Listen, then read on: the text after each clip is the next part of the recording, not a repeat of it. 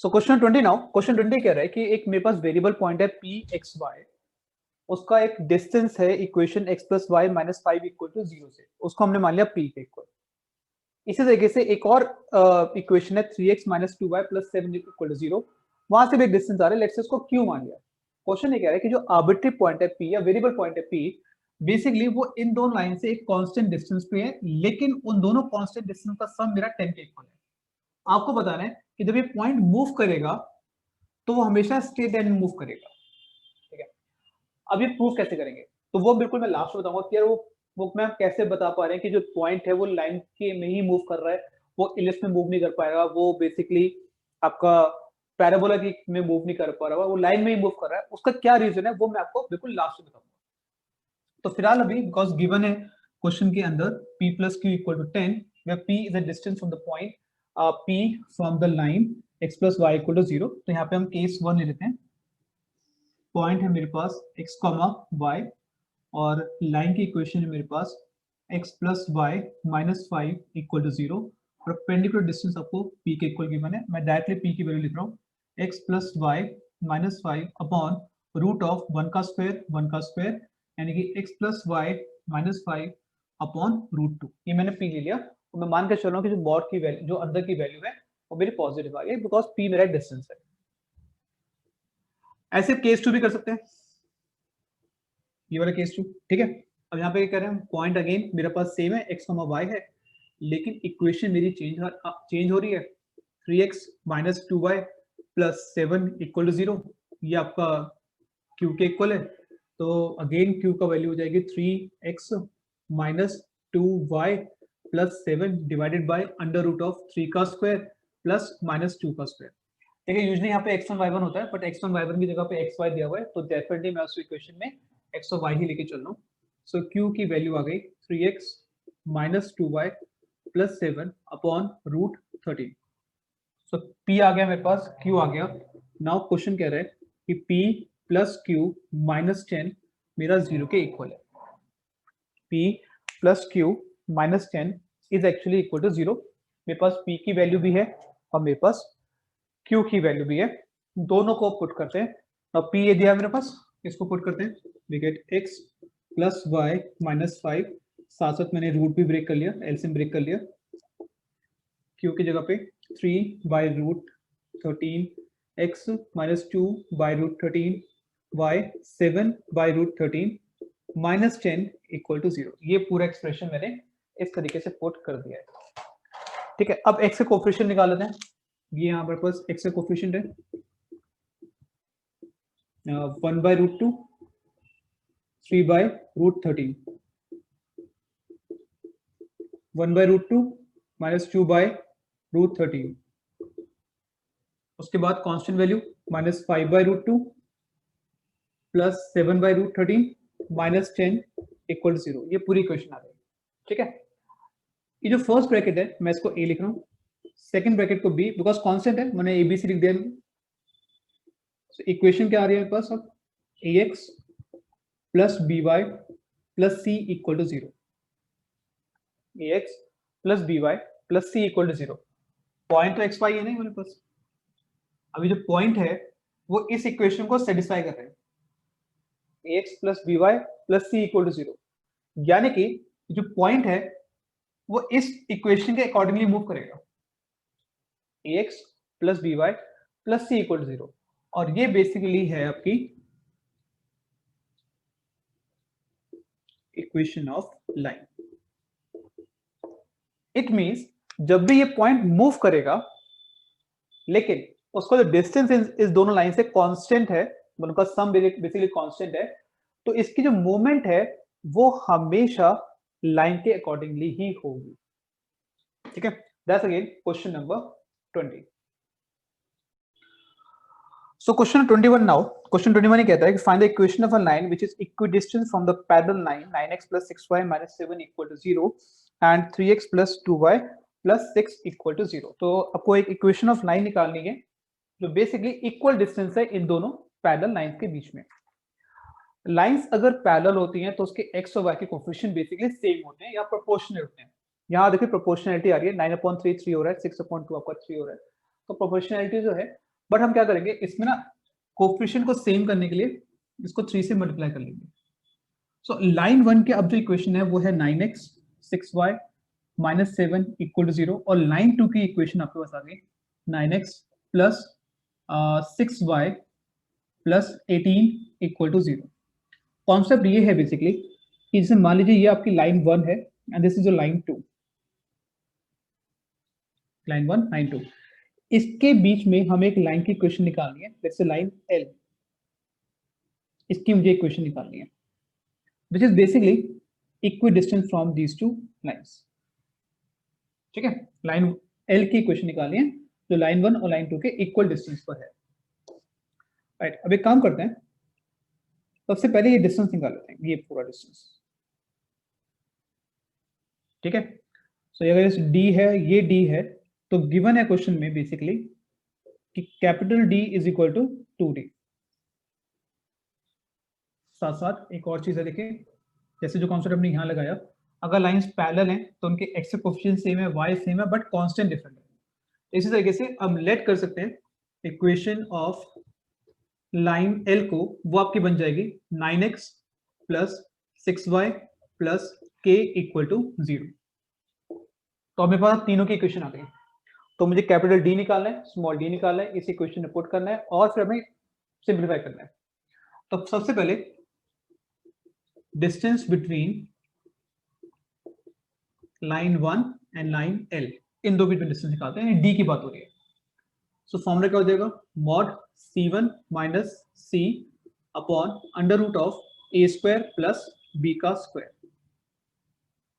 Right, this is line 1, this is line L। तो यहाँ पे A आपके पास 9 है, B मेरे पास 6 है, C1 मेरा -7 है और C की वैल्यू K के इक्वल है।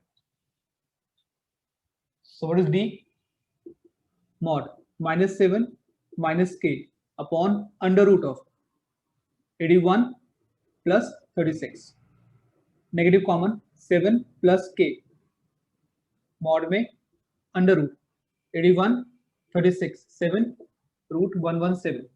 सो डी कितना आ गया, मॉड लगा रहेगा बट मॉड में नेगेटिव खत्म हो जाएगा, 7 प्लस के अपॉन रूट 117, या कि स्मॉल डी की वैल्यू आ गई। ठीक है, इसी तरीके से हम कैपिटल डी निकाल लेते हैं। Distance between line 1 and line 2, in line 1 और लाइन 2 इनके बीच का डिस्टेंस निकालना है, तो वो कैपिटल डी रहेगा। Formula mod C1 minus C2 under root of A square plus B का square, mod -7 minus 18 upon under root of 117। ठीक है, सो 17 और 7 में 8 25 हो गए, सो 25 अपॉन रूट 117, ये मेरा कैपिटल डी निकल के आ गया।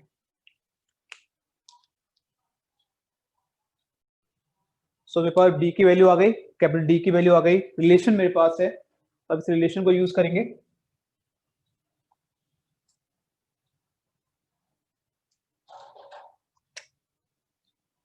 नाउ डी था आपका 2d के इक्वल, यानी कि 25 upon under root 117 2 into mod 7 plus k upon root 117, ये आपका कैंसिल हो गया।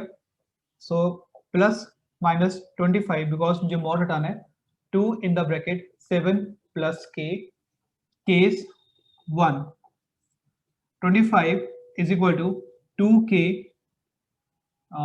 14 plus 2 of k, 2 of k is equal to 11, k की वैल्यू 11/2, और इक्वेशन ऑफ लाइन L आ जाएगा 9x plus 6y plus 11/2 equal to 0। ये आपकी पहली इक्वेशन आ गई केस 1 के साथ। इस तरीके से आप केस 2 करते हैं solve with the negative sign, with negative sign case 2 को सॉल्व करते हैं।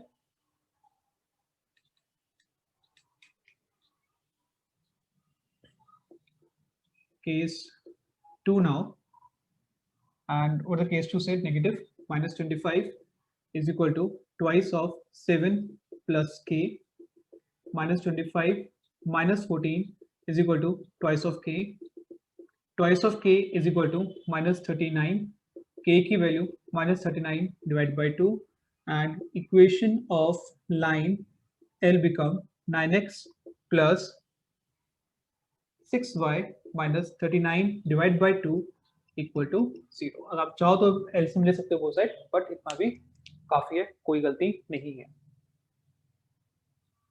क्वेश्चन को दोबारा से पढ़ेंगे। क्वेश्चन नंबर 22 मिसलेनियस एक्सरसाइज, इसको दोबारा से रीड करते हैं अब।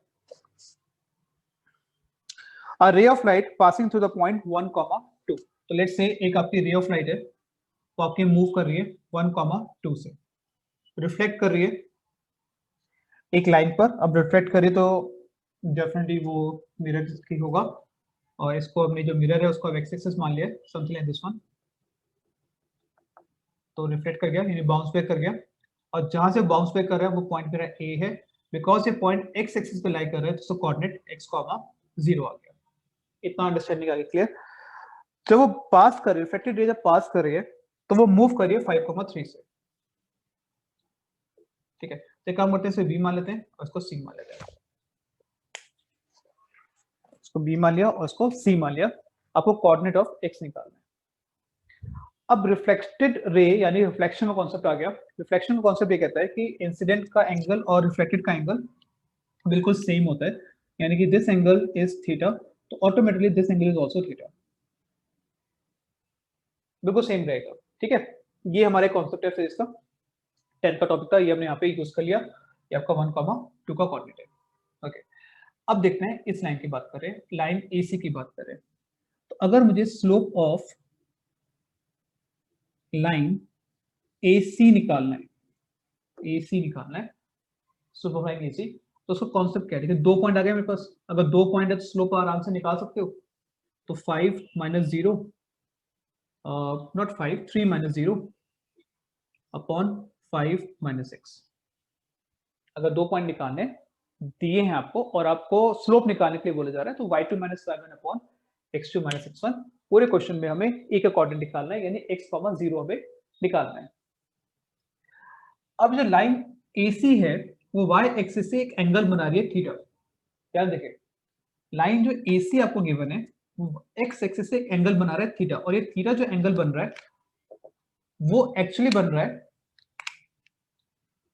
पॉजिटिव डायरेक्शन में। एंगल थीटा जो बन रहा है वो बन रहा है पॉजिटिव डायरेक्शन में, यानी कि लाइन AC को स्लोप ऑफ लाइन AC निकालने का एक और तरीका है which is called tan theta. तो tan थीटा की वैल्यू मेरे पास आ गई, इसको फर्स्ट मान लेते हैं। जैसे अपने स्लोप ऑफ AC निकाला था ऐसे हम स्लोप ऑफ AB भी निकाल लेते हैं। Slope of AB, again 2 point है मेरे पास, सो अगर 2 पॉइंट मेरे पास है तो क्या करेंगे, कोई same 2 minus 0 upon 1 minus x, it means 2 upon the 1 minus x।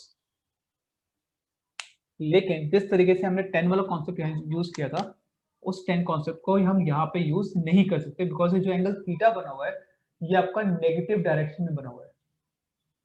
Slope निकालने के लिए I need the positive direction, यानी कि अगर आप किसी तरीके से इस एंगल को निकाल सकते हो तो हम 10 का कॉन्सेप्ट यूज कर सकते हैं, और निकालना ज्यादा मुश्किल बात तो है नहीं। पूरा एंगल होता है 180, इसमें थीटा माइनस कर दो तो कितना बचा, ये कितना बचा आपका 180 डिग्री माइनस थीटा। तो यहाँ पे स्लोप ऑफ 10 AB की जगह पे आप लिख सकते हो 10 180 degree minus theta 2 upon 1 minus x। 10 180 minus theta is minus 10 theta, which is equal to 2 upon 1 minus x। इसको सेकंड मान लेते हैं, ठीक है। अब फर्स्ट और सेकंड देखें, फ्रॉम फर्स्ट एंड सेकंड मेरे पास tan थीटा की वैल्यू ऑलरेडी है, तो आप इसे लिख सकते हो minus 3 upon 5 minus x is equal to 2 upon 1 minus x। Simplify करते हैं, minus 3 plus 3x is equal to 10 minus 2x, यानी कि basically 5x is equal to 13। x की वैल्यू आ जाएगी 13/5. So the point A is 13/5, 0. 23 now. It's a very important question. Missile exercise, chapter number 10. Prove that the product of the length of the perpendicular drawn from the points are दो point हमें given है, to the line x/a cos theta plus y/b sin theta equal to 1 is b square. ठीक है, तो basically दो cases है. अगर हम लेते हैं केस 1 और पॉइंट आपको गिवन है under root of a square minus b square comma 0. Let's say मेरा पॉइंट हमें गिवन है और लाइन की इक्वेशन आपके पास है x by a cos theta plus y upon b sine theta equal to 1 यानी -1 इक्वल टू 0. ये मेरे पास इक्वेशन आ गई.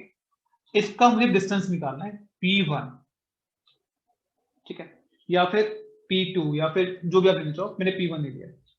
इसी तरह केस 2 जब करेंगे तो पॉइंट मेरा बदल जाएगा minus root of a square minus b square comma 0. Line की इक्वेशन सेम रहेगी. वहां से डिस्टेंस निकालेंगे, वो डिस्टेंस को मान लेते हैं p2. तो आपको शो करना है जो p1 इंटू p2 आएगा वो मेरा b स्क्वायर के इक्वल है. ठीक है, क्वेश्चन ये है बेसिकली कि p1 इंटू जो p2 आएगा वो मेरा b स्क्वायर के इक्वल है. तो पहले p1 निकालेंगे, फिर p2 निकालेंगे और उसके बाद दोनों का प्रोडक्ट निकालेंगे और फिर शो करेंगे वो b स्क्वायर के इक्वल है. तो p1 निकालने के लिए सेम जैसे a की वैल्यू कितनी आ जाएगी cos theta upon a, b will be sin theta upon b और c विल बी -1. ये मेरे पास abc आ गया. x1 की वैल्यू under root of a square minus b square, y1 की वैल्यू 0. तो p1 कितना हो जाएगा mod ax1 by1 plus c root of a का स्क्वायर एंड b का स्क्वायर. सो p1 कितना आएगा ax1 mod cos theta upon a under root of a square minus b square sine theta upon b into 0. ये तो ignore कर दो, ये तो 0 बनेगा. -1 under root a square plus b square यानी कि cos square theta divide by a square sine square theta divide by b square. ठीक है, अब थोड़ा सा काम करना है इसमें हमें, बिकॉज पूरा एक्सप्रेशन कॉस में आ रहा है, न्यूमरेटर भी कॉस में है, डिनोमिनेटर भी कॉस में आ गया, सिर्फ एक साइन स्क्वायर आ गया. एक काम करते हैं इसको भी कॉस में कन्वर्ट कर लेते हैं. तो ये आपको आ गया cos theta upon a under root a square minus b square -1. ये तो सेम ही रहेगा और इसको मैं लिख रहा हूँ इस तरीके से b स्क्वायर साथ में एलसीएम ले रहा हूँ cos square theta plus a square 1 minus sign square theta divided by a square into the b square. ये मेरा रूट के अंदर आता है.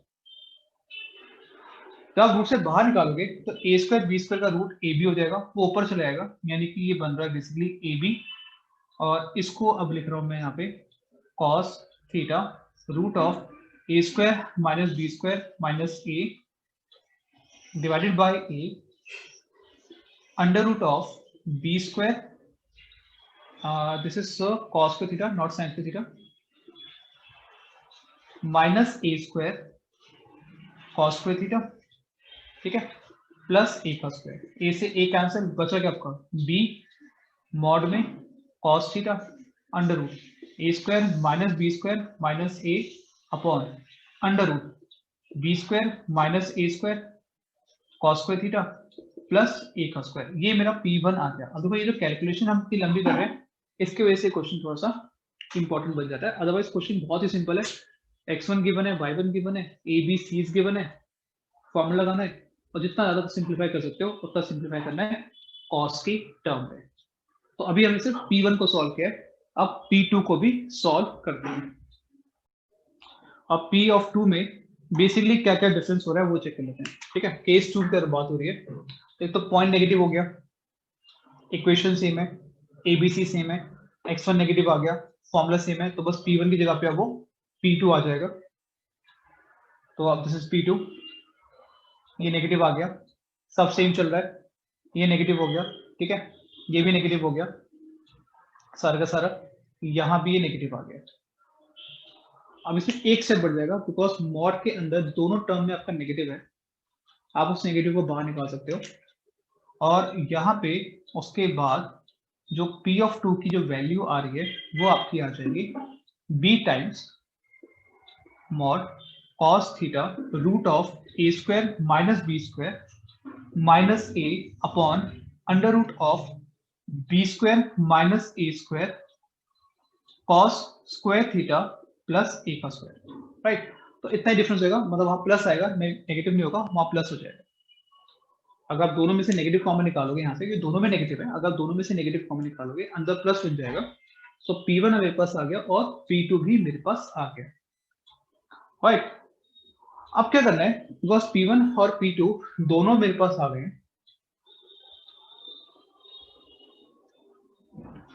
सो प्रूफ क्या करना है, प्रूफ करना है कि P1 इंटू जो P2 है वो मेरा B स्क्वायर के इक्वल है।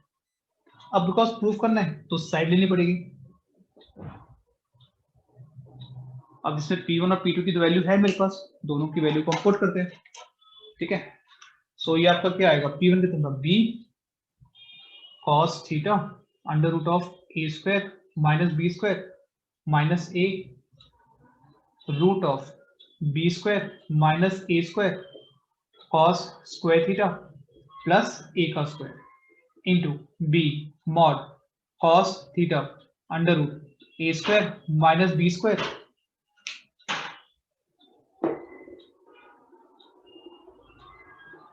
ये हमने हटा दिया सारा,